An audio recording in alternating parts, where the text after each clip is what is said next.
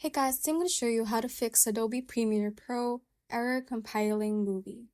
First, an error like this might appear and the error should show the time code on where it has trouble rendering. So you have to take note of that time code and just go to your timeline and go to that specific time code. If you find that you have a specific effect applied on your video, text layer, or image, you can try removing that and see if that works. But if you can't remove the effect and if it is needed, the second way would be to close Premiere Pro and reopen Premiere again and try to export your video. If that does not work, you can try restarting your computer and export the video again.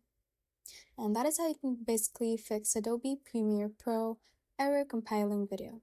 Thanks for watching. If you found this useful, hit that like button and subscribe for more videos like this.